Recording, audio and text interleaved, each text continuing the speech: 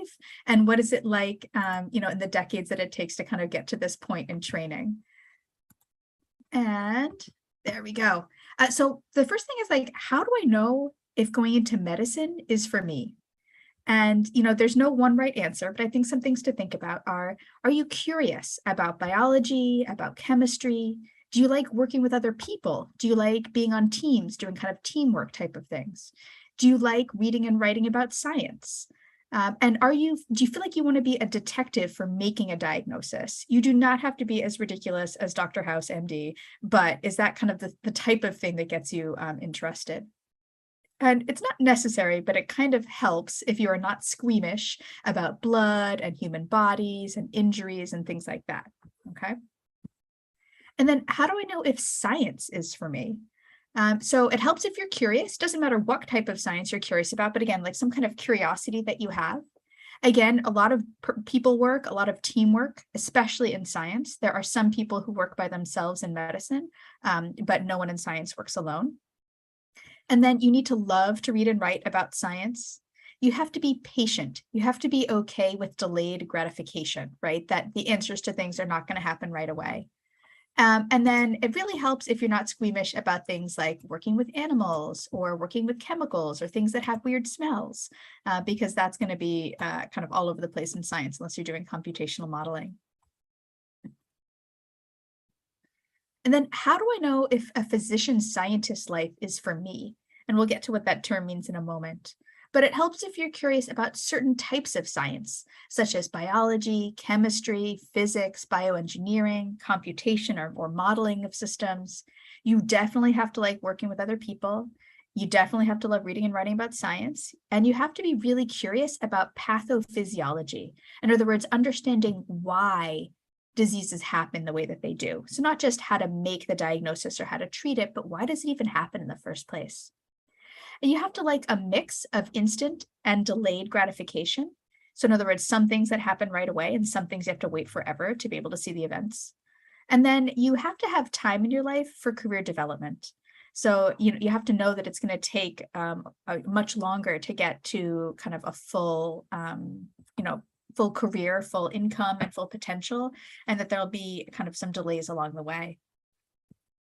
So what even is a physician scientist? So it's like a buzzword. And what it means is that you're a doctor who also spends a significant amount of time doing medically relevant research. So research that's really about why diseases happen or how we try to treat them. And it used to mean that meant that you're doing bench research, basic science research. So, at the lab, in the bench, working on chemistry, working on models of diseases, things like that. But over time, that's come to mean some other things as well. So it could mean clinical research. So actually, I was just rushing from a clinical research meeting just now. And in that, we're going to try to treat a disorder. And so we're studying patients before and after we give them the treatment and seeing whether or not it makes a difference. And then there's also something called translational research. So that's how do I take that thing that someone did in the lab where they studied something in cells or in animals, and how do I turn it into a treatment that I'm going to be able to give to a patient? So trying to understand, like, does my animal model of the disease, is it the same as what happens in people? And then how do I try to treat or cure the disease? So reasons not to go into medicine or not to go into science, definitely don't do it for the money. There's not enough money there. It used to be a well-paid profession compared to other things right now. You can definitely make more money in many, many, many other fields like tech. Don't do it for the work-life balance because it's a lot of hard work. It's a lot of studying. It's a lot of tests. It's a lot of time at the hospital or at the clinic and away from your family. Don't do it because you think that it's an honorable or well-respected position. There's plenty of respect and honor that comes with it, but that's not a reason to do it. And then most importantly, don't do it because your parents or your partners or your friends or your mentors told you that you should do it. It's something that takes enough effort and is hard enough that it should really come from you and not from other people telling you that they want you to do it. So what does it look like to apply for medical school? Most people start the process during undergraduate. There are some people who come to all of it kind of after they're done with undergraduate. But basically, there are classes that have to be taken. So kind of called the prerequisites or the med school prereqs. It involves biology, chemistry, physics, and sometimes biochemistry. And so you can either take those during undergraduate. Usually it takes like 1 to 3 years to take all of them, depending on how intense you want to be about it. Or if someone has finished undergraduate and they didn't do those because they've kind of decided later this is what they want to do, they can sign up either for taking classes at a school or for a program known as a post-bac or post-baccalaureate, in which it's kind of focused on doing all of those prerequisites for applying to medical school. And usually they happen over like 1 to 2 years, depending on how many of them someone has already finished. But those designated post-bac programs that really try to help someone kind of focus on applying to medical school, they can be kind of pricey. So if there's a way to fit it into undergraduate or other ways to take those classes, that's usually kind of a money saver. Then there's a test called the Mcat. I have blanked out in my mind what it stands for, but it's something about medical school and applications. And so it's a standardized test that anyone who's applying to med school takes, and you do it after you finish those prerequisite courses. Usually you take it at least a year before, or at least a year before you would be entering med school, usually even 6 months to a year before you'd be applying. And then there's the actual application itself. So it happens once a year. It's in the fall.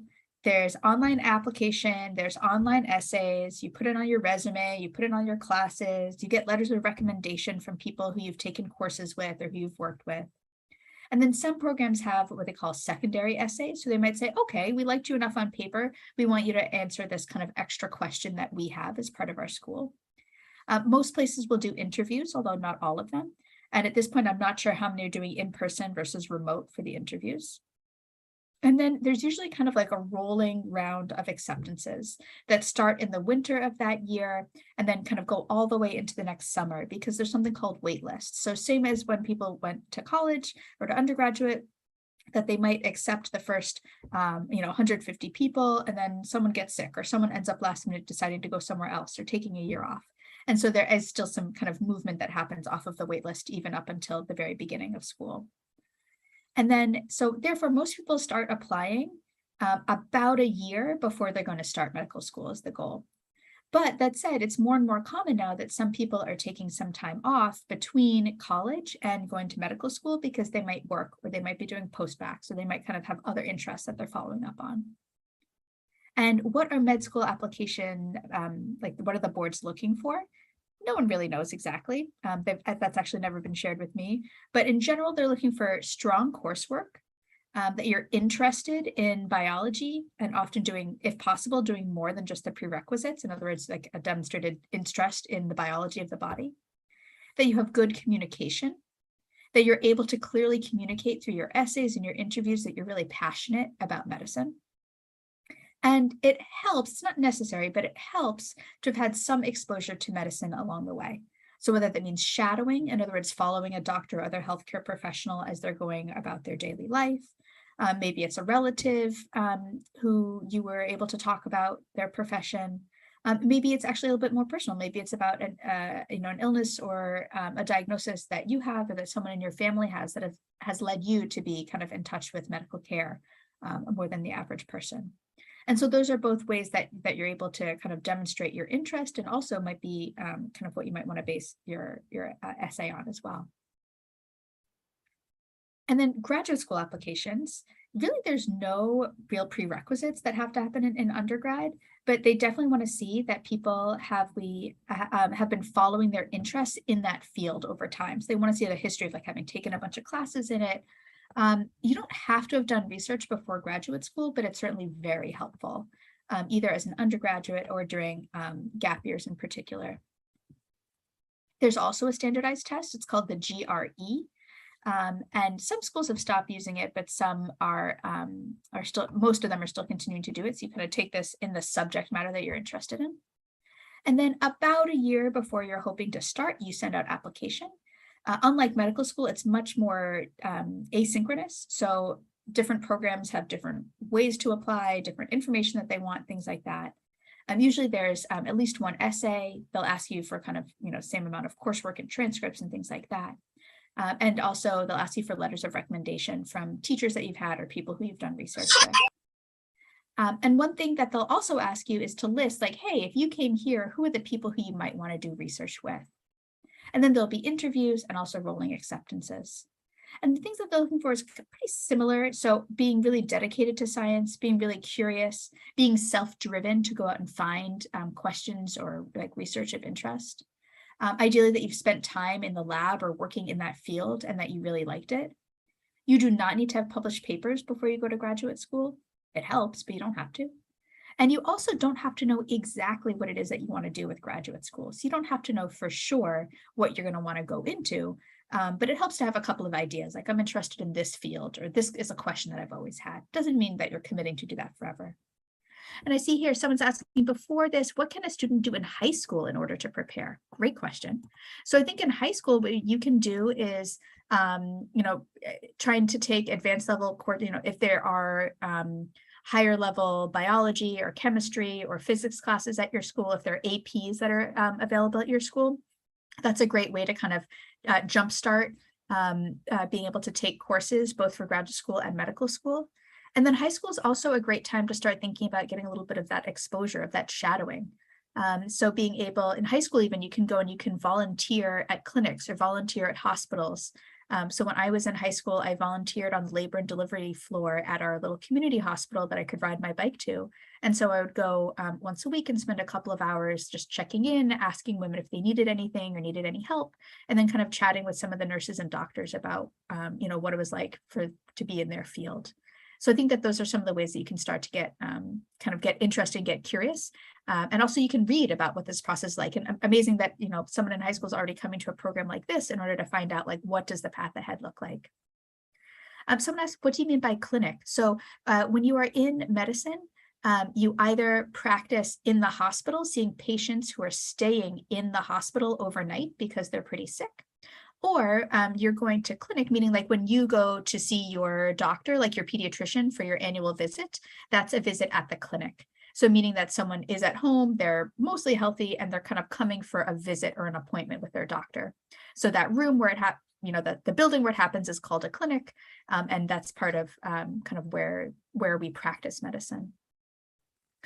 Someone asked, if I struggle in one of these topics, is it still a good idea to pursue a career in medicine? Absolutely. Especially if it's something like chemistry or physics, which are really not as directly related to what someone does in medicine.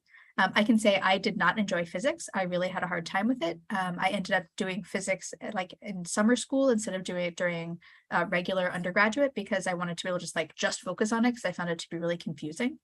So I don't think that having an issue with some of them is a problem. I think it's probably important to feel like you understand or are really good at biology because that's much more kind of what someone does throughout medical school.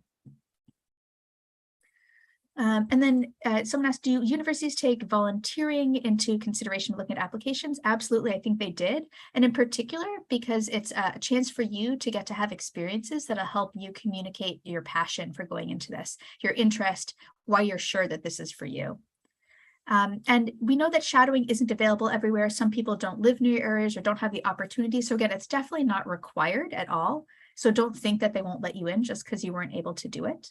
But if it's something that is available to you, then it can be really valuable, first for you to make sure that it's something that you want to do, and second for kind of showing your interest. And if you don't have the ability to shadow, then again, just anytime that you are kind of in contact with people who do medicine or who do scientific research, just asking them a little bit about it, and even asking them if they know of any possibilities for you.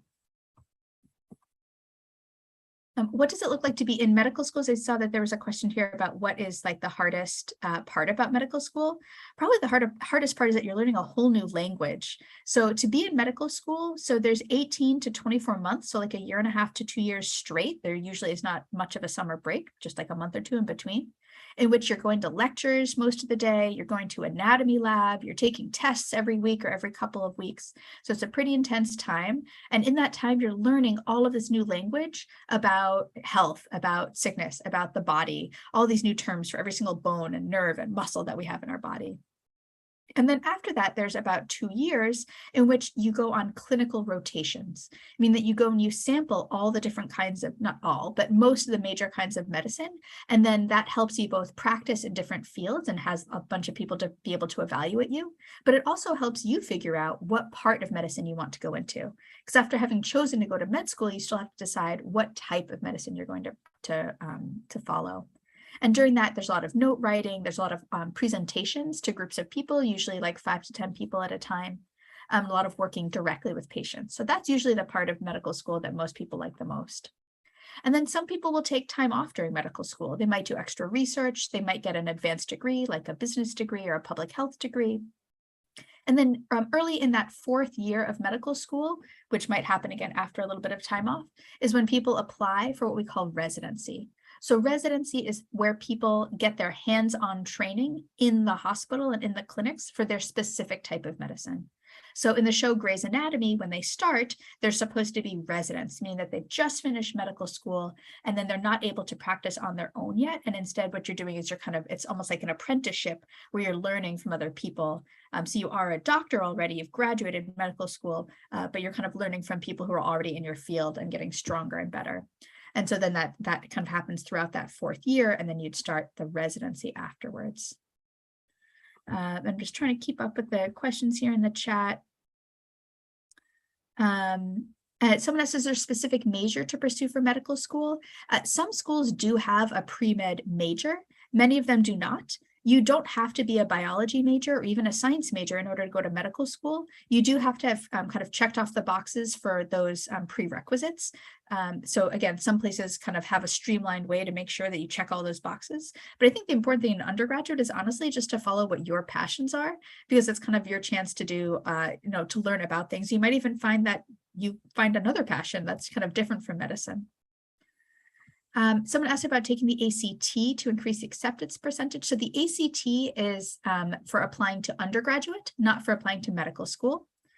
And then how much time to prepare for the Mcat? Most people spend about 2 to 6 months studying, depending on how recently they took all of those prerequisite classes. So if you're just finishing a bunch of classes, then you kind of already know a lot about it and you won't have as much kind of reviewing to do.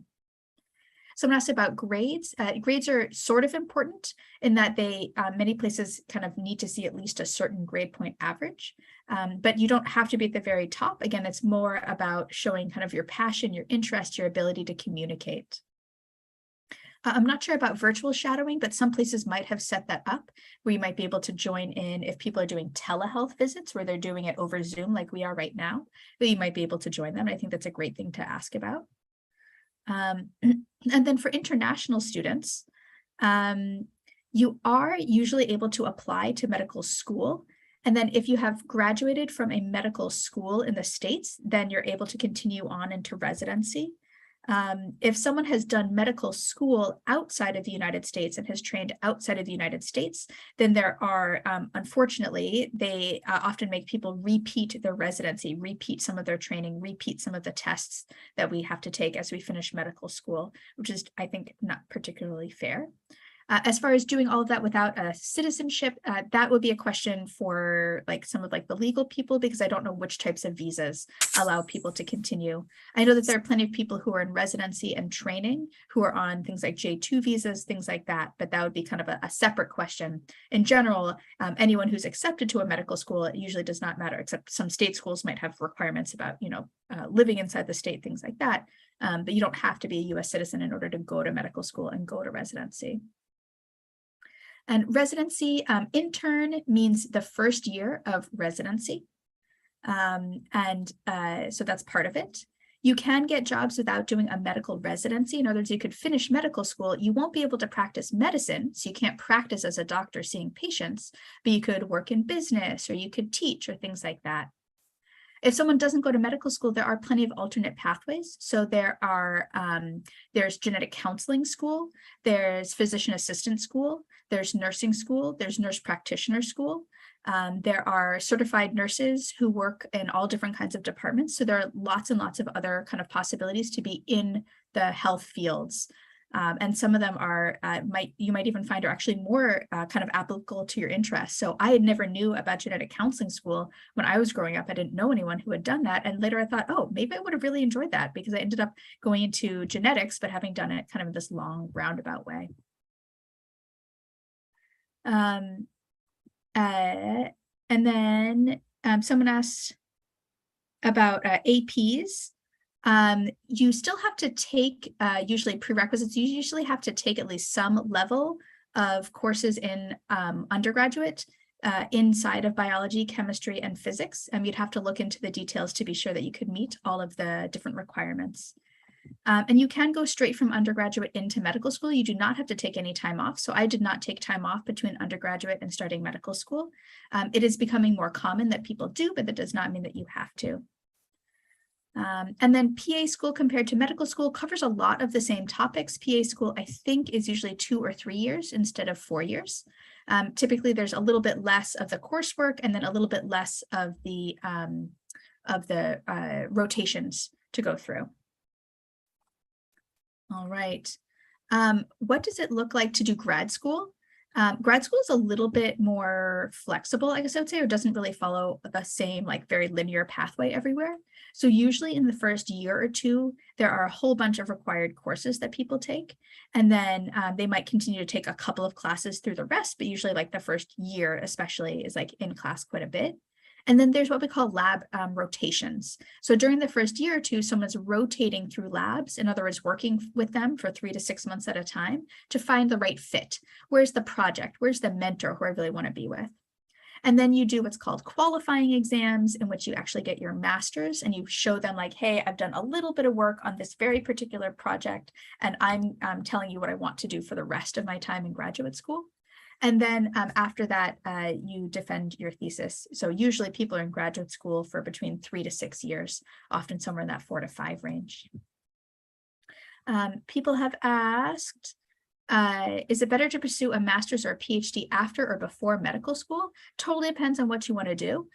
If it's related to something that's about medicine, some people find that they like to start medical school and then be able to kind of refine their question for what they might study in their master's or their PhD.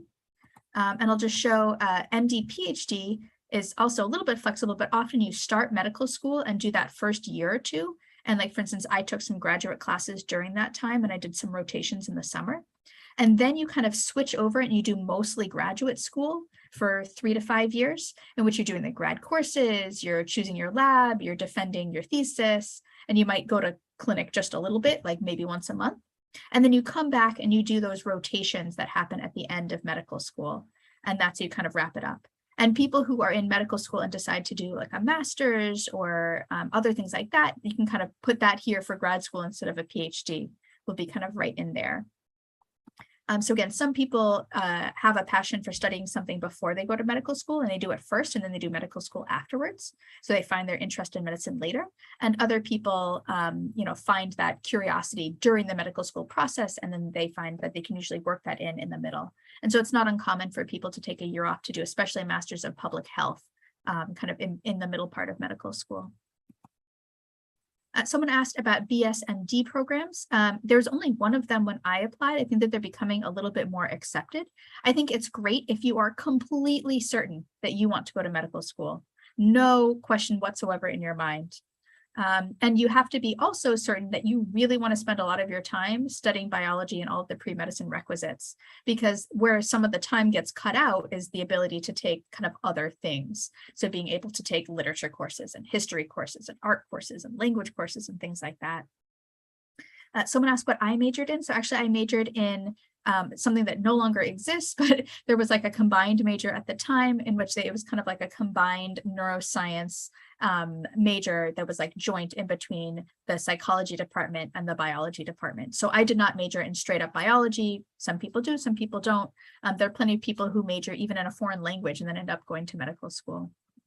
Someone asked, is there an alternative path instead of medical school? So I'm sorry, I completely forgot. Besides PA, physician assistants, and nurse practitioner, and nursing, and genetic counseling, I forgot to mention, there's also doctor of osteopathy, or DO school, in which there are, it covers a lot of the same types of clinical training, and I think also is about the same timeline. As far as MD, PhD programs, typically, someone asks how long it is. Usually, again, you have like 3.5 to 4 years of the medical school, and then you'll have 3 to 5 years of the graduate school in between. So it's not uncommon for someone to spend like 7 or 8 years during the whole MD, PhD program. Someone asked, like, what should you do in high school if you want to pursue a career in medicine? Do what interests you. Really, like that's what you should always be doing. Do what interests you, because that's going to help you find what you want to do in your career and in your life. So don't do it because you think it looks really good on paper. Do it because it's something that's really interesting to you, and that's going to help you find where your passions are. So you might find that those are the things that you're passionate about, are kind of keep on tying you back into science or into medicine or into healthcare or things like that. But you might find that there are other things that you're passionate about as well. So I say choose things that are important to you. Someone asked about biomedical engineering. There are plenty of people who do biomedical engineering as part of that graduate training inside of MD, PhD, or just as a straight PhD all on its own. You do not need to do computer science in order to be a neuroscientist. And then someone asked about the balance between clinic and research. And so I think I have that on a future slide. I love these questions. Keep them coming. So what happens after medical school? We touched on this a little bit. So residency, again, the first year is called the intern year, and then the rest of it's called residency. It's between 3 to 6 years in total, in which you're kind of an apprentice. So it's hands-on clinical specialization in which you're not only a doctor now, but you are a doctor of something. You can, if you want, after that residency, you can subspecialize, so you're subspecialist in something. And often there's some research time that's built into that if you want to be able to do it. And then once you finish that, you're what we call an attending, meaning you are in charge of yourself. You get to make all your own decisions about what you do for your patients, your practice, your licensing, your board certified, those are all the technical terms. And then you can do a lot of different things from there. So as we said, you could be in all different kinds of practice. You can be in private practice. In private practice, meaning that you don't work out of a hospital, you work out of an office. You could be in community practice, meaning that you work at a community hospital, supporting people who maybe have, like Medicare, Medicaid, things like that. You could work in academic practice. You could work at a university hospital. Typically, if you are seeing, if you're going to clinic, in other words, if you're seeing people for their appointments to the doctor, you're often seeing them between 3 and 5 days in the week. If you are a surgeon, you might operate between 1 and 5 days throughout the week. And then most people have a little bit of a mix where they're mostly seeing patients in either the hospital or outside of the hospital, but that they do a little bit of both. There's also other things that doctors do. We do a lot of teaching. We do a lot of outreach like I'm doing with you today. So teaching medical students, teaching undergraduates, teaching the residents who are there. A lot of people do a little bit of research, even if they're not a physician scientist. So they might do some clinical research. They might do quality improvement. How do I make things better for my patients? There's also a financial part to being a doctor if someone's interested. So you could run clinics. You could run your own clinic if you're in private practice. You could be in hospital management. And then you don't even have to see patients if you don't want to, even though you've gone to medical school or finished, or even you don't have to finish your residency. So there are plenty of doctors who work in biotech, who work for pharmaceutical companies, who work in bioengineering and bioconsulting, things like that, even though they don't see patients. I'm trying to catch up here.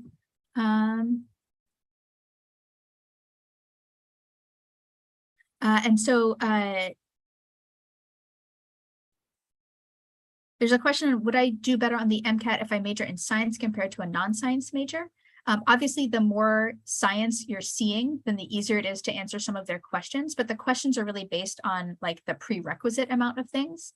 So I'm not telling you that you have to take more science classes just to do better on the Mcat, but I'm sure that someone who has taken a lot of advanced classes in the science will find it easier to do well on that part of the Mcat. But again, you should follow your interests and see where that leads you, because you don't want to miss out on taking things that you won't be able to take later. As far as courses that mix computer science with biomedical science or medicine, some colleges might have something like that, and I'm sure graduate students have things like that. It's not usually kind of part of the curriculum throughout medical school or graduate school typically. Should you pursue a career in medicine if your sole reason is to help others? I think that's a great reason for going into medicine. But just know that you don't have to be a doctor in order to do that. There are many other ways in the healthcare professions in which you can help others. But I think that that is a great reason to want to go into healthcare, is to want to help other people. Because again, it's don't do it for the money and don't do it because you think it's going to be an easy life. There is some math that happens in medicine. I have been taught statistics, I think 5 or 6 times at this point, and so I'm finally actually learning it, but that's kind of the major part of what happens. Community and public health is so important, especially right now with everything that's going on politically. There are people who come at that from medicine, from healthcare professions, and I think it's an incredibly wonderful way to impact patients and to be able to help like the whole community, the health of the entire community of your entire neighborhood, and more so than just like the 1 or 2 patients you see in a day.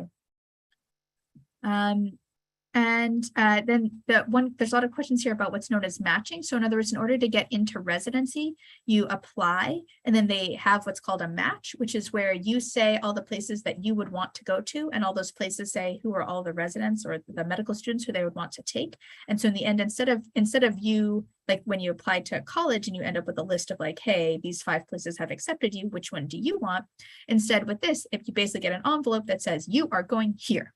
And the idea is that it's supposed to actually make it more fair, because that way the people who are at the very top on whatever metrics people are using, that they are not hogging all of the spots. So people actually are very much in favor of the match system. They feel like overall it's quite helpful. It is true that especially now that more of the interviews are happening virtually, that people are applying to many more possibilities. And as a result, programs are, everyone's trying to like figure out how to balance now how many people to list, how many programs to apply to. So I think that that's something that has really changed in the last 2 years of COVID.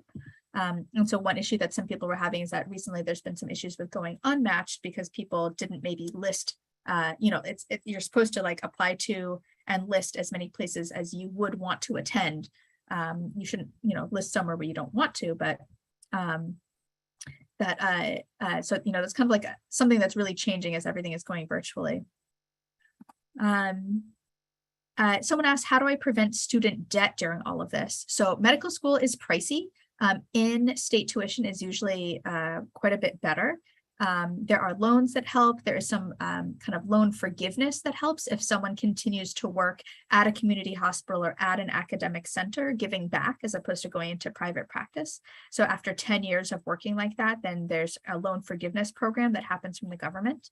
But this is why I say like definitely don't go into this for the money, because there's a lot of debt that people sometimes accrue before they're able to start kind of paying that off.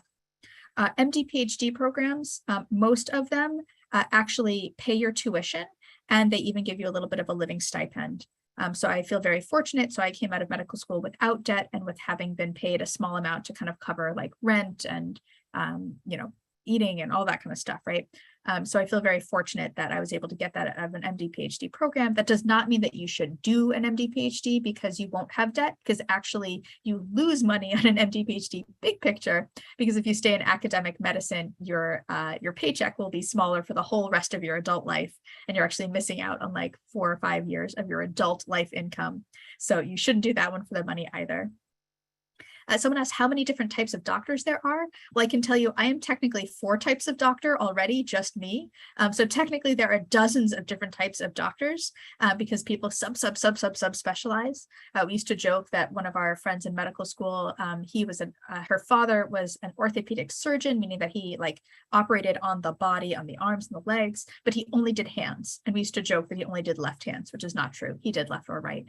But that's what I'm saying. People can get incredibly sub-specialized. So that was something that I had not realized ahead of time, is how many different types of doctors there are.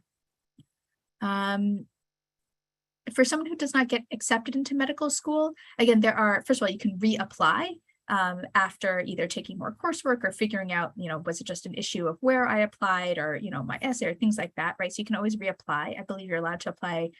Some places cap it at 2 applications. Some are kind of unlimited. And then again, there are many other types of healthcare professional. So we talked about DO school, PA school, genetic counseling school, nurse practitioner, nursing school, many other ways to be kind of in the healthcare field. Data and computer science is interesting as a physician scientist, but you do not have to do that if that's not something that interests you. And someone asked, what are the most relevant classes I should focus on in regards to neurology? So if you're interested in neurology and the brain, then taking biology and finding some neuroscience classes and even psychology classes can be really helpful.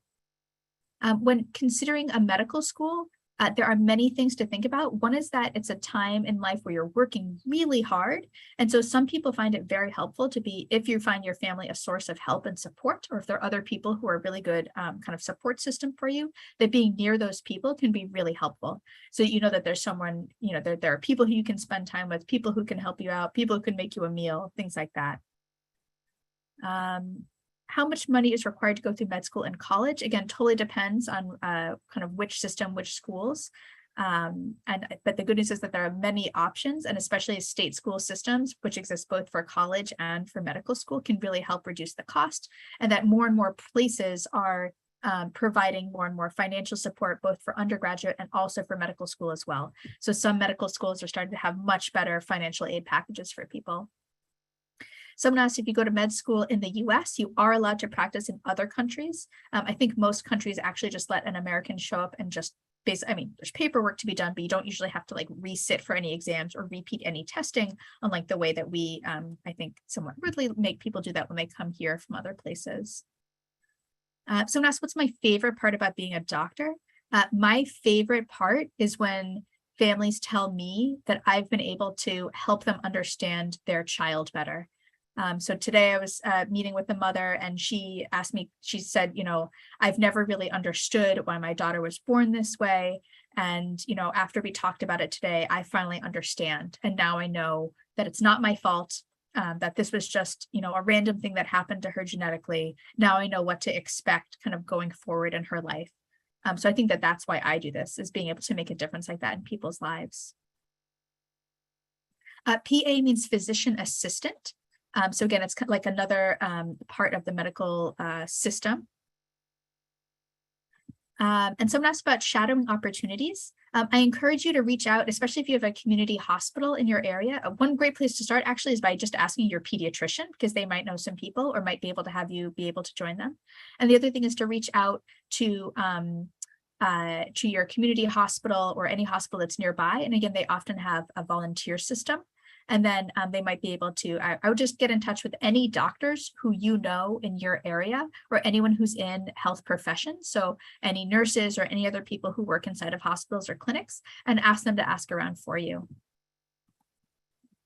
Okay, briefly, what happens after graduate school? Most people go and do something called a postdoc or postdoctoral training, in which you go and you work in a new lab for a couple of years and kind of beef up your skills, apply for what we call grants, which is the funding to do your research, and then you apply for a position to continue working on at an academic institution, like at a university, and build up your own team like that. But you also don't have to do that. So there are plenty of people who get PhDs and then they work inside of someone else's lab without being kind of like the main boss in charge. Or again, they might work for biotech firms or pharmaceutical companies, or doing consulting or doing advocacy, things like that. And then of course, teaching is an amazing thing to do with a PhD. And after doing an MD PhD, because I see a lot of questions about this, you can do a residency, or you could do a postdoc, or you could do both. You could do extra fellowship training, or do a postdoc, or do both. And what you're really looking for is a place where things kind of come together. And then a lot of questions about this as well, like what does it look like to be a physician scientist? So the goal, they say, is that you should be doing clinic less than 20% of the time. So in other words, in a week, that you'd have one day where you're dealing with patients on average, this is all on average, and that the rest of your time, you're mostly dealing with your research. So writing papers, writing grants, doing research at the bench, or doing, computer research, whatever it is that you're doing. But you can really do anything after an MD PhD. So some people go through it and again, kind of follow all those other paths that we talked about. So for me personally, I went straight from undergraduate into MD PhD. I had 2 years of medical school, then I had 4.5 years of my PhD. Then I actually took an extra year of a postdoctorate, and so did a little bit of extra research in a different lab. I went back and finished up medical school for 1.5 years. Then I did residency, so now I've done 2 years of pediatrics, 3 years of neurology, and 2 years of medical genetics. I'll be graduating next week, and I'll be doing a half day of clinic a week, and also working in the hospital a couple of weeks out of the year, and then I'm going to be working in someone else's lab all the rest of the time. And oh, good. I was like, I thought I had a slide on this and I completely forgot where I was. So these are all the other things we talked about: nurse, nurse practitioner, certified nurse anesthetist, physician's assistant, which is a PA, osteopathic medicine or DO, doctor of osteopathy, genetic counselor. I forgot to say pharmacist. And I completely forgot, physical, occupational, and speech therapists make a massive difference to patients. And it's a really exciting field where there's also a lot of research. And what are other paths into research? You can be a lab technician or a clinical research assistant. In other words, you can be someone, these are people who are often in college or right after college and are kind of learning whether or not research is what they want to do. Someone who's been experienced in a lab for a while might be a lab manager. You can be a research scientist, meaning that you work inside of someone else's lab, but that you do a lot of your research on your own. And then, of course, working at a pharmaceutical or a biotech or, those kind of startup companies, they all need a lot of researchers as well. And then before I get into like the things that I do, just going to try to catch up here. Big question. Everyone says that it's definitely possible to have a work-life balance in medical school and after. How do you try to keep those aspects of life balanced? I will say it is tough. I am married. I have a child. I have some family who live nearby and some family who live far away. And there are times in which it's been a lot harder to spend time with my family and friends. And then there are times when you have a couple of weeks where you're much more relaxed. And so I had a really difficult week last week, and then I decided I was going to try to work less over the weekend, and I got to see my in-laws and spend a lot of time with my family and friends, and then kind of pick back up again. I will say I'm not perfect at finding that work-life balance, and it's definitely something that everyone is working on and working on hard. There's much more kind of acceptance of finding that work-life balance than when I had started down this path, almost 2 decades ago now. So I'm really happy that things are changing. But yeah, that's why I say you don't go into anything in science or healthcare because you want life to be easy. You have to accept that like it's probably going to be pretty challenging, that there, especially the years of training in between are going to be kind of the hardest part. So yes, again, it's totally okay. Like I had a child through all of this. I was pregnant and I delivered and I breastfed and I pumped and I did all of that. So you can do it. And again, people are being more supportive of it. And I think hopefully we answered that question. So a postdoc is postdoctoral training. So it's where you're kind of doing that extra time doing lab research as opposed to residency, which is extra time learning how to practice a part of medicine. Someone asked, what average do you need to get into med school? So you mean like what GPA? The answer is there is no exact number. I won't lie, like obviously higher is better. But every school kind of has, the cutoffs are never firm. And usually it's about kind of showing like your whole, they're not going to just look at one number. They're going to look at the whole application that you have as far as what are your other interests and how do you communicate and what do people say about you, things like that. Thanks for all the congratulations. The difference between MD and DO, so there's 2 different schools. So there's medical school and there's doctor of osteopathy or osteopathic school. It's a very subtle difference. In DO schools, there are certain types of like what they call bodily manipulation. So there's a certain type of like almost physical therapy approach to medicine that happens as well. But there are a lot of similarities between the 2. I'm happy to share these slides afterwards. And then someone asked, what advice would you give to someone who's interested in medicine? Again, I would say if you have the chance to do some kind of shadowing or see what medicine is like ahead of time, it really helps because that gives you, kind of more of a leg to stand on when you say that it's that you're sure that it's what you want to devote so much of your life to. And then other things, again, are just to pursue the passions that you have and not to like make up an interest in doing something just because you feel like it's going to look good on paper, but really just to kind of be true to yourself, again, because you really want to make sure that you do what's best for you. And that might be in medicine. There are also plenty of people who are in medicine who like took time to be professional dancers or professional musicians or professional artists, people who took time to teach for several years before they came into healthcare professions or came to graduate school. So recognize that it's totally okay to follow other passions if that's where you feel like you want to be right now, even if you're kind of interested in medicine throughout. And someone asked, what did I do in college? I was on some sports teams. I did a lot of health education and community outreach. So I did a lot of science education and health education and sex ed education to the elementary and middle and high schools that were in our area. I did work on a scientific journal that we had in the undergraduates. I worked in a lab on and off throughout undergraduate as well, but obviously that's not required. I did a little bit of volunteering and shadowing when I could, but I didn't have a ton of time for that. And then I just tried to have a lot of fun with my friends. So I tried to make really good friends and people who were going to be my support system kind of going through all of this. Someone said being a medical scribe, I agree. That's a really good way to get some exposure and also some shadowing because you can, well, first of all, it's good income, but then on top of that, you can kind of ask those same doctors if you could come back and just kind of like observe. All right. Do we have time? Do we have time to talk a little bit more about like the subfields that I'm in? Otherwise, I can kind of jump ahead to answering a few more questions. Yeah, you can talk about some subfields if you'd like. Okay. So here are the ones that I am in. So why would you choose pediatrics, which is taking care of children? You have to love kids. You have to think that grownups are kind of gross and smelly. You in pediatrics, you mostly in general pediatrics, meaning like when you go to your pediatrician, you go in for your annual checkup. You mostly are seeing healthy patients. And the great thing about children is that they bounce back and they get healthy faster than older people do. You have to like working in the family dynamic. So knowing that it's not just this one kid who I'm seeing, but there are the siblings and the parents and the grandparents, and the aunts and the uncles, and we're kind of working in this whole family system. You have to like motivational interviewing. So you have to be able to say, oh, I'm hearing you that you don't want to brush your teeth, but I think that it's really important. And how can we kind of think about showing you how important this might be in order to, have them take good care of themselves? There's a lot, pediatrics is a lot about infections, a lot about genetics, congenital abnormalities, meaning differences in health that someone is born with, and also about differences in development over time. And then one of the things that I love about pediatrics is what we call purity of pathophysiology, meaning that usually when there's an issue with a kid's health, it's usually because of one problem that they have. Whereas an adult who is having heart disease, it's probably a mix of a little bit of genetic predisposition and the fact that they have diabetes and the fact that they have high blood pressure because they're overweight, because they eat too much salt, because they don't exercise enough. And then also that time when they had the car accident and, there's like a lot of things that go into it. So one of the reasons why I like pediatrics is because it's like a little bit more slimmed down.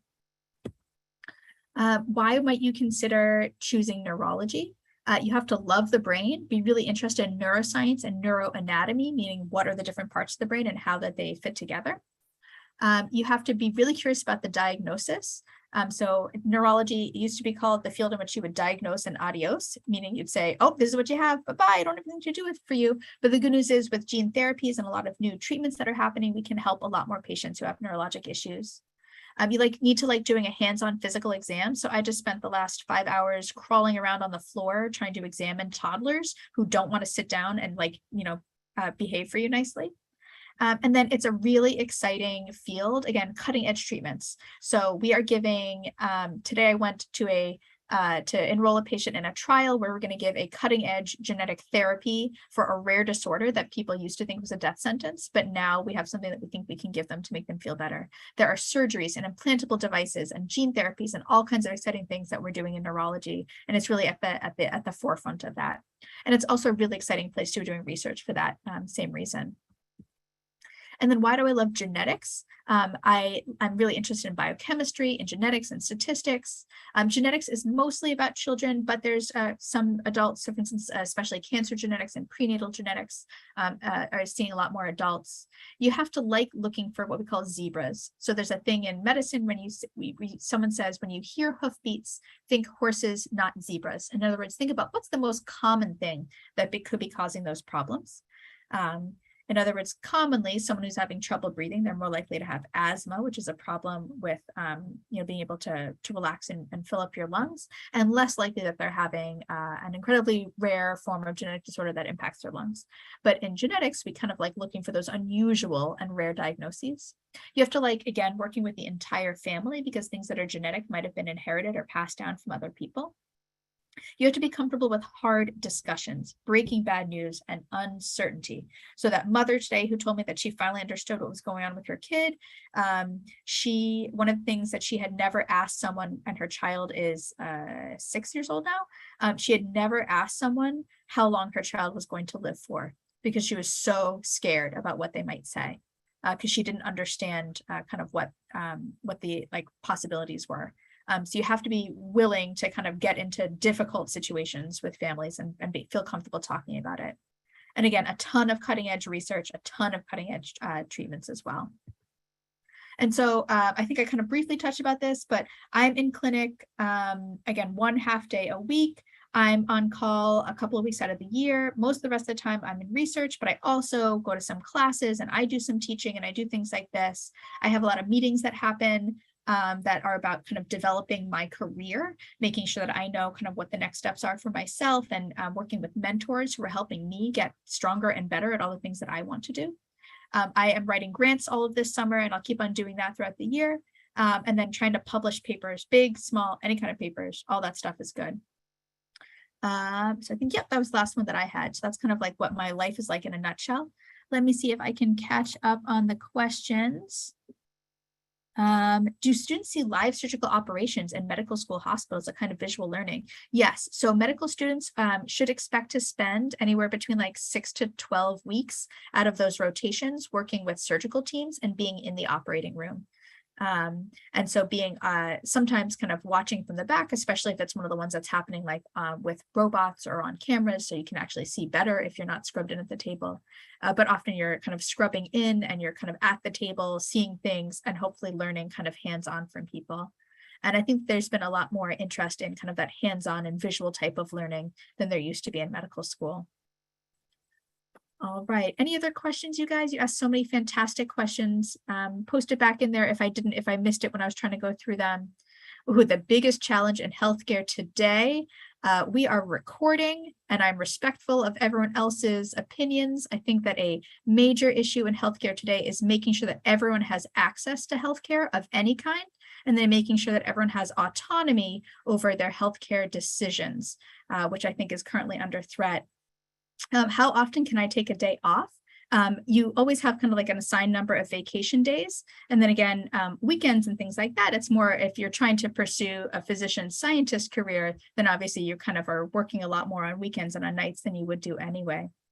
How can a high schooler be part of clinical research? I think often that's a little bit challenging because you're not able to kind of work full time on projects. And clinical research often has a lot of rules about kind of who can and can't work on it just because of patient confidentiality. But I think, connecting with either academic centers or community hospitals that are near you and asking them whether or not they accept high schoolers and what kind of possibilities they have would be a great way to start. How do you overcome, thank you, Dia, for putting that in the past tense. How did I overcome imposter syndrome? The answer is I have not overcome imposter syndrome. I deal with it every day. So imposter syndrome, for those who don't know, is the feeling that you're not supposed to be where you are, that you're that you're faking it, and that sooner or later someone's going to figure out that you're not supposed to be here. So literally, I feel that all the time. And I think everyone in medicine actually does feel it, and only recently have people started to talk about it. So I literally thought that I thought that I was the only crazy one who felt this way. And then about 5 years ago, it started to become part of the dialogue that would happen in residency and in training. And that's when literally everyone, including my the very, very famous chair of my department, admitted that he too often feels like he's not sure that he's doing what he's supposed to be doing, right? So it's actually something that everyone feels. And that now that people are talking about it and acknowledging it, it's certainly making it a lot easier. Do you need to know computer science for neuroscience? You do not have to, but knowing computer science is very helpful for any field in science because there's a lot of power in doing computational modeling and things like that. But you certainly don't have to. Did I happen to spend time on philosophy, and would I share my opinions and our experience? Actually, yeah, I took so again, this idea of following your passions and trying to become well-rounded, especially throughout undergraduate, and not just, blinkers on and only doing pre-med stuff. So I actually took 2 intro to philosophy classes, as well as intro to art history, intro to music history. I took foreign language classes. I took literature classes. Like I really tried to get like try to see a whole lot of stuff to make sure that medicine is what I want. And I think that it's really enriched what I'm able to bring to my patients and to kind of my practice and my career.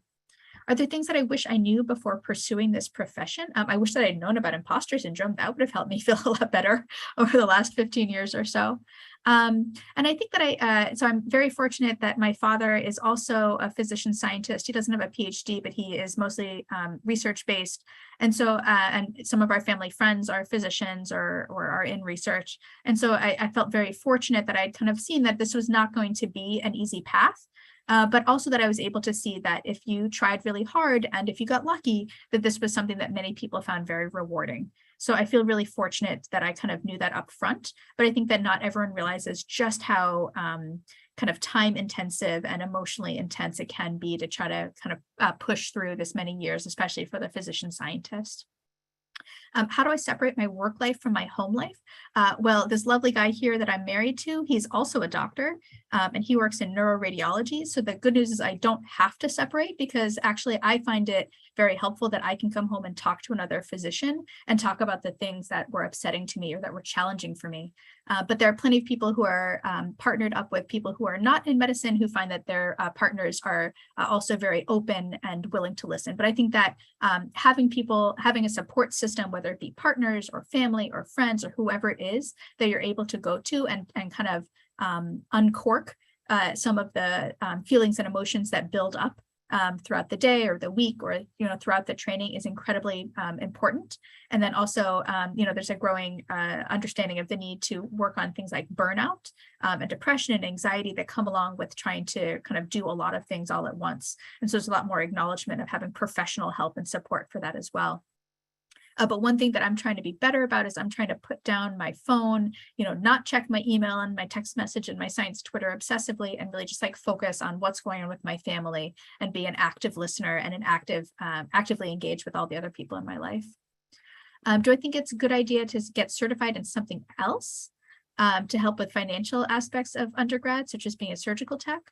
That's a hard question. I think, the finances of it, again, are, I think, really an unfortunate barrier. And I'm happy to see that people are making differences in both what they offer as far as financial aid and even just like full on free tuition to make it so that people don't have to make financial decisions when they're deciding what their passion is and going into healthcare. Can anyone apply to be a medical scribe or medical assistant?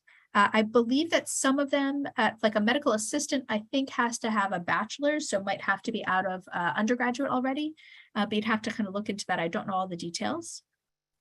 The average cost for medical school students throughout their 4 years of medical school completely depends on whether it is a state system or whether it is a private medical school.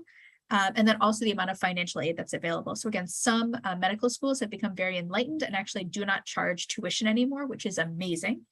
But you'd have to look at kind of recent numbers, but for the most part, a state school might be as low as like $20,000 a year, whereas a private medical school could cost in the order of private college. So it could cost, $75,000 up to $100,000 a year. So there can be quite a bit of debt. My husband came out of medical school with $200,000 worth of debt, and that was 7 years ago now. So in today's money, it would be even higher. What are environments like? So I was really lucky in that, we had a great group of medical school, like our class was really helpful and collaborative. People were always sharing notes with each other and trying to be very helpful to each other. So I think that, trying to find a place where people have that same feeling is important. Did I always know that I wanted to be a doctor? Again, I was biased because my dad was a doctor, so I thought that was pretty cool. But I definitely at one point wanted to be an astronaut and I wanted to be president of the United States. Neither of those other two have worked out yet, so I'm really glad that I also wanted to be a doctor. But I think that, I was lucky to kind of be exposed to it early on and then find later on that that my interest and my passion and my curiosity kind of led in that same line. How important is it to be involved in your local communities in order to provide quality care to said communities? I think that's an incredibly wonderful way to give back to the community. Most medical schools and most universities have clinics that they run in the community that are often free. So I used to volunteer at the free clinic that we would run during medical school and during residency as well. And then our pediatrics residency here at Stanford staffs an FHQ, so it's a federally qualified clinic in which we would only see patients who have state provided health insurance. And we're lucky that in the state of California that any child can have health insurance through the state program.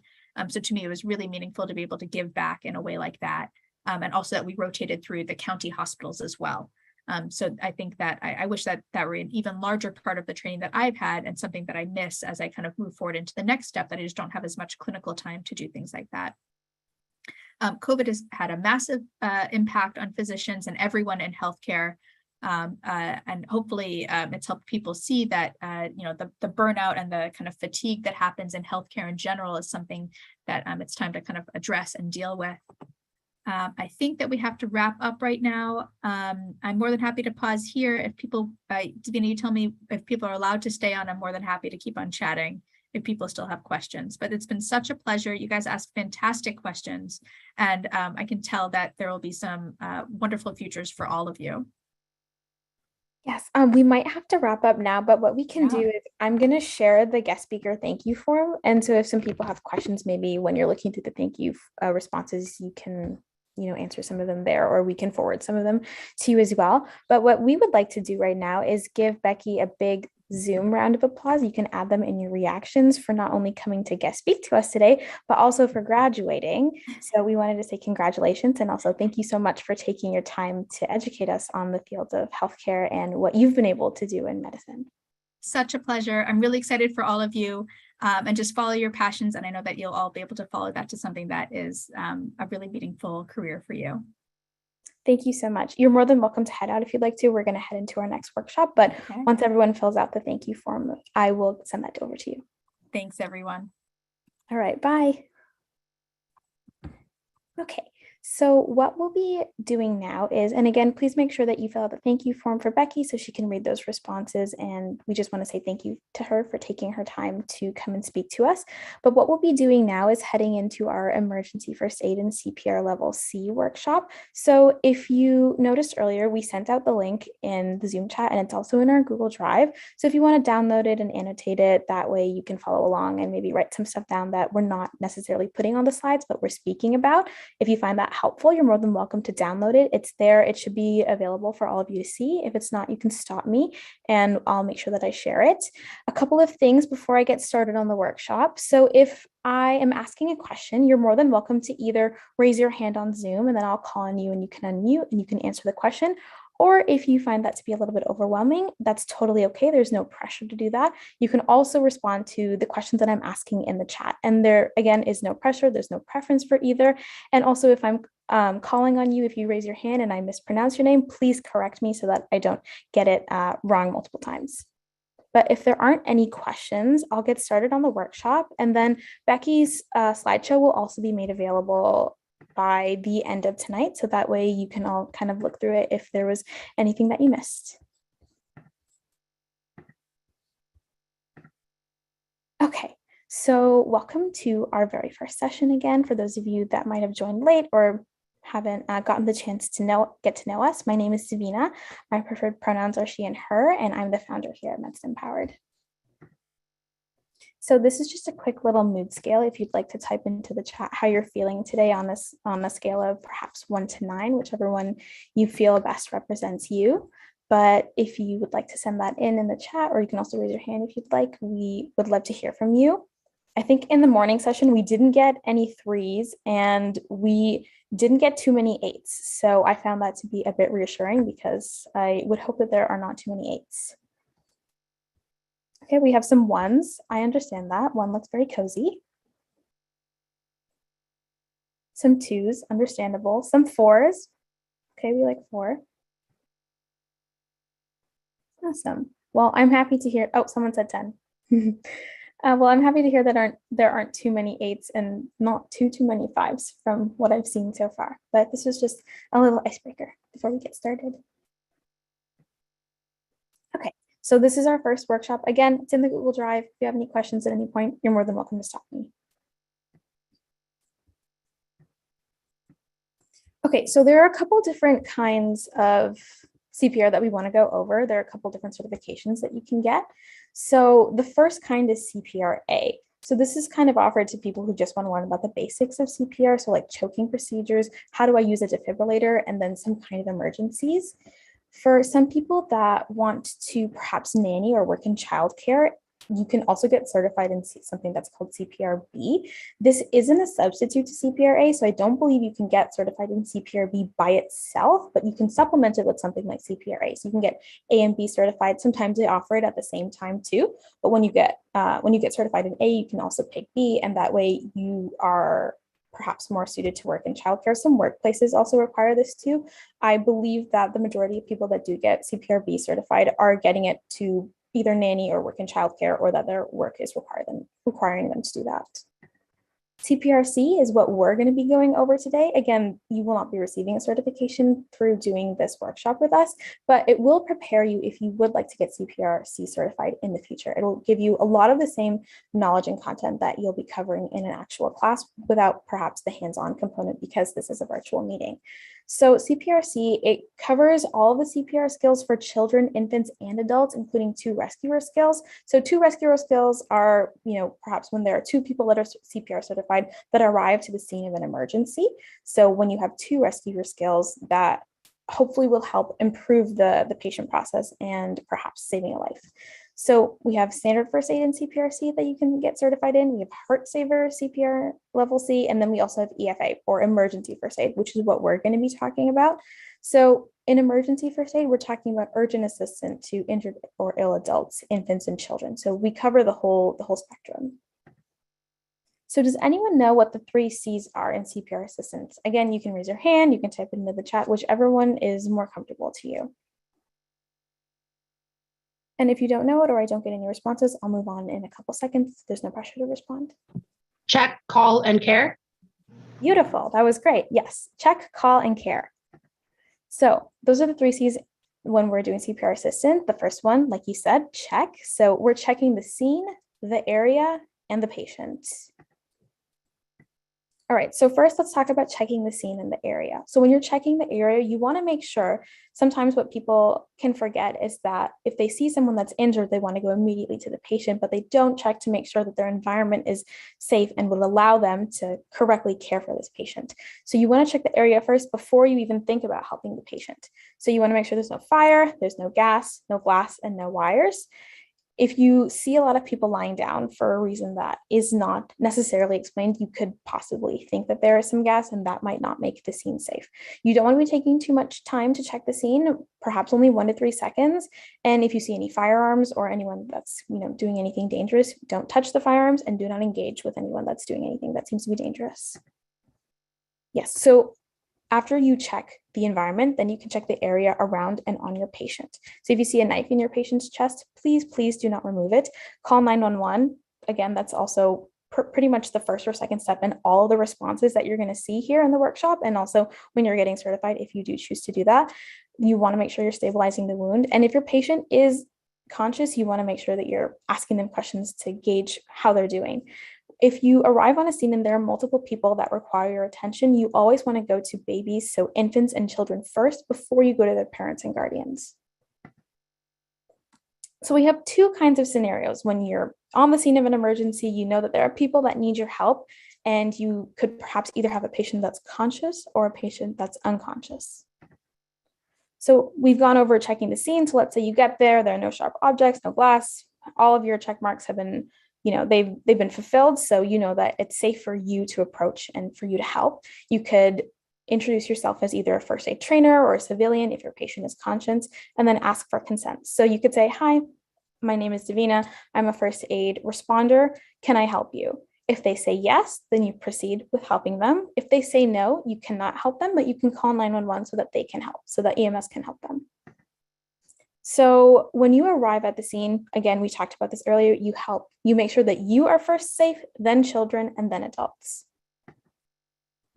So if your patient is conscious in our first scenario, you can ask them sample questions. Does anyone know what any of the acronyms or what any of the letters in the acronym for sample stand for?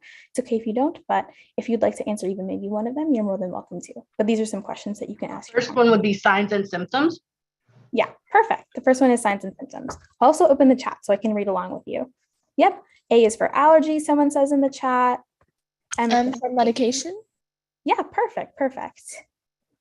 Yep, medical history, last oral intake, perfect. Does anyone know what E is? Yes, perfect.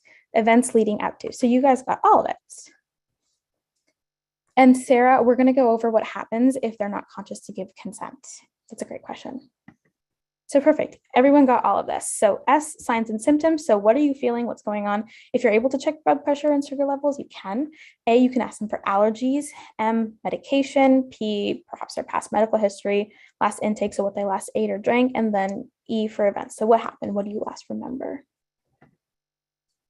Okay, so now, like Sarah mentioned, what do we do if our patient is not conscious and they can't give us their consent? Well, we operate under something called implied consent. If your patient is conscious, they're not able to tell you that, yes, you can help me, or no, you can't. So there's a Good Samaritan law that protects you. I know in the US it does. So if you do happen to care for them, then you're protected under that law, and it's called implied consent. So what you're going to do is ensure that your patient is laying on their back, especially if you need to perform compressions. You want to make sure that they're laying on their back on a flat surface. And after you're doing that, you want to clap at both of their ears and then tap them on both shoulders and ask, are you okay? So does anyone know why we tap on their shoulders? And yes, civilians can perform compressions. There is a specific reason why we do tap on their shoulders. I'm going to check the chat. Yeah, we're checking responsiveness to see if they're conscious. Desmond, did you want to answer? Is it to check like for nerves or muscle damage or Yeah, something? Yes, you're definitely on the right track. Yes. So we want to stimulate muscle contractions in their neck to make sure that they're okay. And if we stimulate those contractions, maybe they'll wake up and we won't need to perform CPR. So everyone in the chat got it right. Desmond, you got it right as well. Great job, everyone. Okay, so we've clapped at their ears. We've tapped them on both shoulders. We've tried to stimulate muscle contractions. They're still unconscious. We can't get a response from them. So if you see that there are bystanders nearby, you want to ask the first person to call 911 if you haven't had the chance to do that, and you want to ask another person to go grab you an AED. Then what you want to do is tilt their chin back, and you want to check their ABCs: airway, breathing, circulation. So you want to put your ear by their nose, and when you do that, you'll be looking out at their chest. You're listening for breath sounds, and you're looking for their chest to be moving up and down. You only need to look and listen for 5 to 10 seconds. If you don't see anything after then, they're probably not breathing. Okay, so that's our unconscious and not breathing scenario, which we'll come back to when we are talking about CPR. But what if your patient is unconscious and they are breathing? So you put your ear down to their nose and you're looking out and you can hear them breathing and you see their chest moving. Well, then you want to put them into something called recovery position.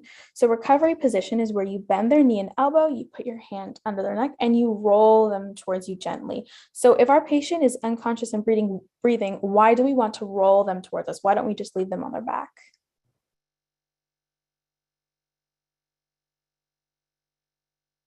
Desmond? Is it to make sure that they're not like in an awkward position to make the injury or the wound worse? You don't want them to choke. Yes, both of those are definitely correct. We don't want the patient to choke, and we want to make sure that we're not making any existing injuries worse. So the main reason is to make sure that they don't choke, because if a patient is lying down on their back and they happen to choke, there's a very good chance, if they happen to throw up, there's a very good chance that they could choke on it. So if you roll them into recovery position, their mouth is at a different angle, so they're less likely to choke. But great job, everyone, and also everyone in the chat that said that too. And then after you roll them into recovery position, you want to make sure you're checking their airway again. Sometimes what people can forget is that once they roll them into recovery position, they're all good, but you want to make sure you're checking that again, because in the time that it took you to roll the person into the recovery position, your patient could have lost consciousness, or, well, since they've already lost consciousness, they could have perhaps stopped breathing. Okay, so now let's go back to our unconscious and not breathing scenario. So when you're performing CPR, you realize that the scene is safe, your patient doesn't have any sharp objects impaled in them, they are not breathing, and you know that, okay, I'm probably gonna have to perform CPR. If possible, use gloves and an N95 barrier mask. So an N95 barrier mask allows your air to go into the patient over their mouth and nose, but their air can't come back out to you. So it's helping prevent respiratory infection. For adults, you want to do 5 centimeters of depth for your compressions. So what you want to do is interlock your hands like this, arms straight out, and then you can lean over your patient while you're kneeling right over the sternum. You want to have a ratio of 30 compressions to 2 rescue breaths. And again, use your N95 mask if you have one. For children, the set guideline for the depth that you want for chest compressions isn't as strict. You just want to go to about 1/3 the chest depth. And again, same thing, 30 compressions to 2 rescue breaths. For babies, it's different. So, for adults and children, we're using our hands interlocked. But for babies, we're using 2 finger compressions. It's the same thing, still over the baby's sternum, but we're not using both of our hands. This is what it looks like. Rescue breaths can look like this if you don't have an N95 mask, and that's what compressions look like. So if you'd like to try this, you can. Again, there's no pressure to do this if you don't want to, but what you could do is set your pillow on the ground and you can pretend that you've arrived to an emergency. You can clap on both sides, tap it. You can ask if they're okay. You can't really tilt the chin back because pillows don't have that. You can still try to practice your compressions and pretend that your pillow patient is unconscious and also not breathing. So this is something you can try in your own time. You can also try it now if you'd like, but again, no pressure. This is just something to make our workshops a little bit more hands-on. Okay, so now we're going to be going over some other medical emergencies. So if someone is partially choking, then it means that their epiglottis is slightly, but it's not fully plugged. So that means that they're still able to cough. So your steps as a responder are to go up to them and say, "Hi, can I help you?" If they nod, or if they nod or they say yes, then you can encourage them to keep coughing. We want to encourage someone that's partially choking to keep coughing because we don't want it to turn into complete choking. Complete choking is where the epiglottis is fully plugged and they're not able to breathe, not able to get any air into their lungs, and they're not able to cough either. So if it turns into complete choking, then you can call 911 or grab an AED in case they lose consciousness, and you can try abdominal thrust as well, which we'll go over soon. So for complete choking, it's where your epiglottis is completely plugged. You can probably go a max of 2 to 3 minutes without breathing, and then your patient will become unconscious, which is why if you notice that someone is partially choking, you really want to encourage them to really keep coughing. So if you notice that someone is not able to cough, but you know that they were choking and they might seem lightheaded or might seem faint, that's when you want to start care for complete choking. So if you look at the picture to the right, this is what our abdominal thrusts look like. You want to bend the patient forward slightly, put your leg in front of theirs, and then deliver 5 back blows with your palm like this. So just like the flat part of your palm between the shoulder blades. And then you also want to deliver 5 abdominal thrusts. So with your fist wrapped around your thumb, you want to go up and in. So why do we need an abdominal and a chest thrust option? Why can't we just do abdominal for everyone?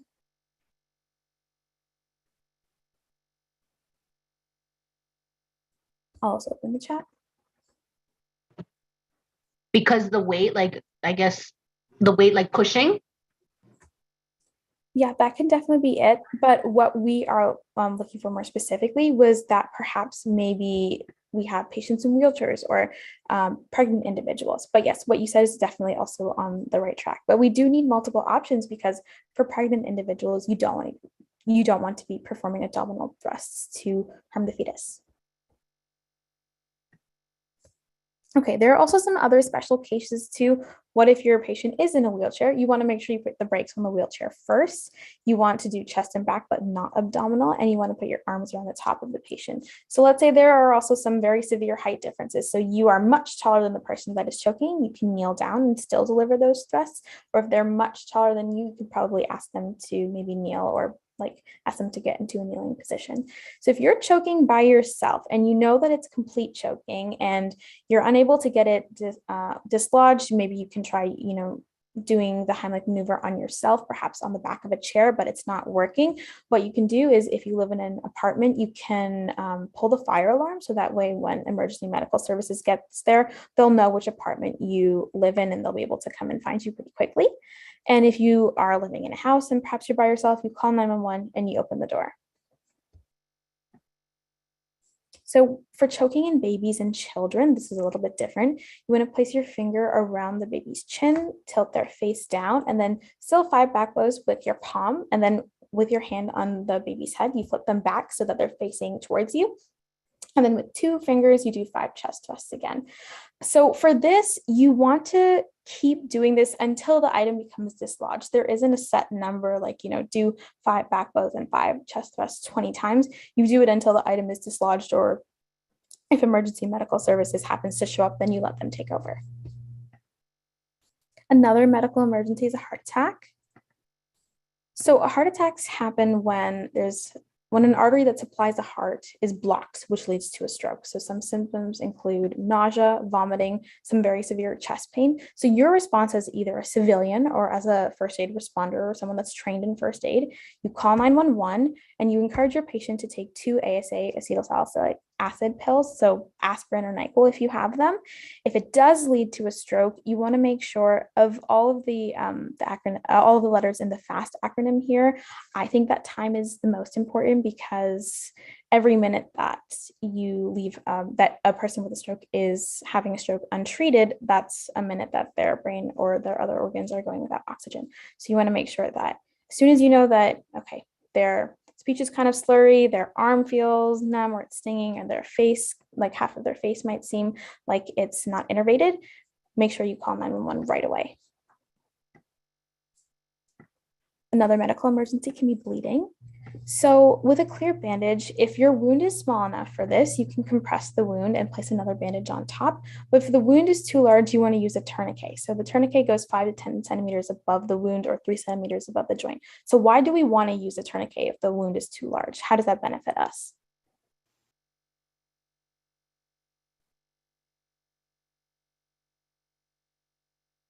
Desmond? Does it prevent the wound from getting worse, like from the blood, like to stop the blood? Yeah, that's perfect. So we're using a tourniquet because the wound is too large. What we don't want is for our patient to be losing so much blood that perhaps they lose consciousness or that their situation gets worse. When you're applying a tourniquet, like you can see in the picture to the right, what you're doing is you're restricting blood flow to the area that's wounded. Another medical emergency can be allergies. So allergic reactions often present themselves through an inability to breathe, throat tightening, rashes, swollen lips, and wheezing. If you need to use an EpiPen, remember that you remove the blue side and you insert the orange side. It's not the other way around. You insert the orange side into the upper leg, and then after you insert it, you rub the area that you've injected it into for 5 seconds to help improve circulation. Here are some other medical emergencies that we can go over as well. So nosebleeds. I know that I was taught earlier, or I was taught growing up, that if you have a nosebleed, you pinch your nose and tilt your head up, but that's a myth. You don't tilt your head up, it's always down. If you perhaps happen to encounter someone that has knocked out teeth, you want to place the tooth in milk, or although this might sound kind of gross, their own saliva until EMS arrives. You don't want to put it in a bag or leave it out to dry. If you have chemicals in your eyes, make sure you know how to use an eye wash. This might happen if you're working in a lab or you're doing research. So you want to familiarize yourself with the first aid kits in your lab, where the eye wash stations are, etc. If you have a sprain or a bone infection, you want to use the RICE method. So rest, ice, compress, and elevate. If you encounter someone that's having a diabetic emergency, that may present itself as confusion, aggression, or perhaps forgetting insulin. And for seizures, we want to make sure we're protecting the patient's head with a pillow or a cushion and not restraining them. So if you perhaps happen to encounter someone at your school that's having a seizure, what you want to do is move perhaps the desks and chairs away from them. You want to give them enough room to move. And if you have a jacket, like a puffy jacket or perhaps an empty backpack, you can place it under their head. But while you're doing all this, please don't restrain the patient, hold their hands down, or kind of block their movement.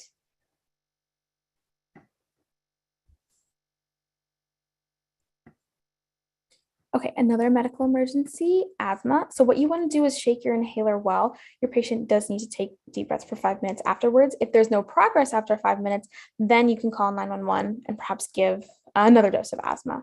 For wounds, for a cut or a wound, cold tap water. For a heat burn, you want to cool the area for 10 minutes, and then you want to remove any jewelry or loose clothing that could potentially stick to the heat burn. We don't want anything to stick.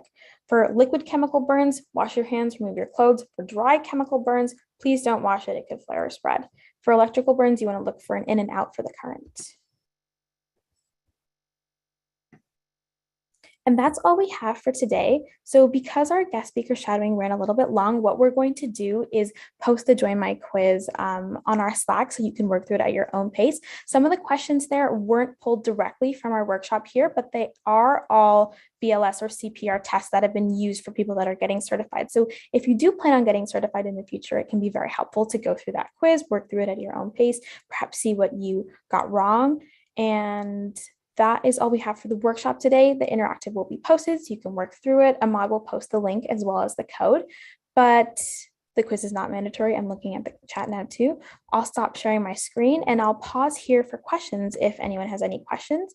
But if you don't, again, a couple reminders, please make sure that you fill out the guest speaker form for Becky. We'll let you know if there's any homework for Wednesday. There isn't any formal homework, but if you'd like to do some light reading before a cardiovascular and neurological medicine workshop, you're more than welcome to do so. But we're really, really excited to have you all with us this summer. We're so grateful that you chose this program, and we hope you have a wonderful rest of your evening. Please do something relaxing. It was so wonderful to see you all, and we'll see you back again on Wednesday. I'll stick around for any questions if anyone has them, but if not, you're more than welcome to head out.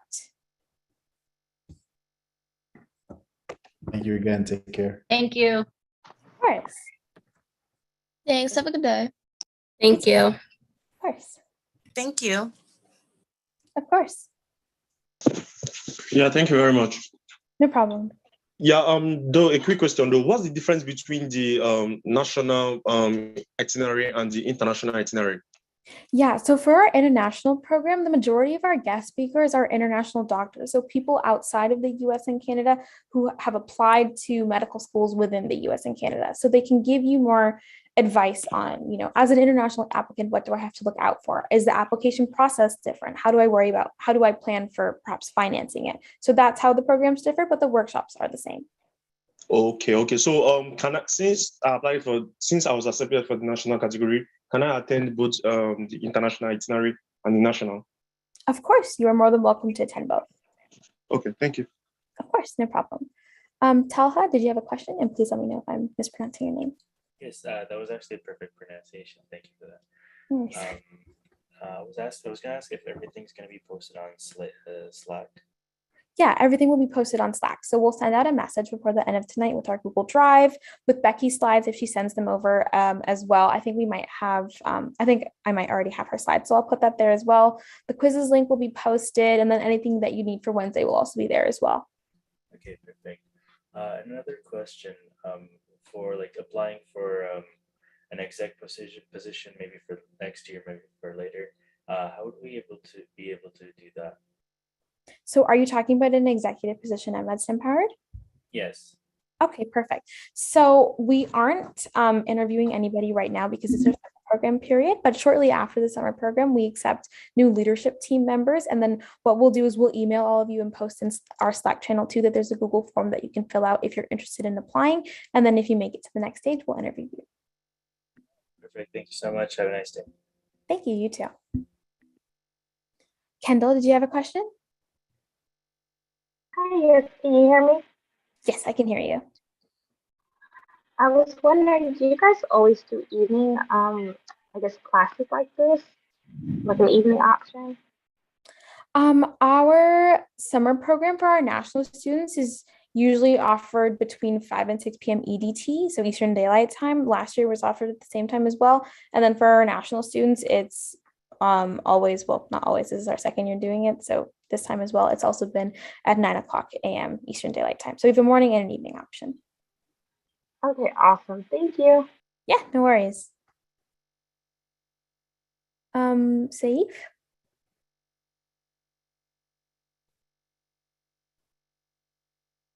Sorry, I'm unable to hear you. Might be audio issues. I was wondering about Slack application. What is it? Sorry, do you mind repeating? What? Do you mind repeating your question? I think part of it cut out. I was wondering about Slack application. What is it?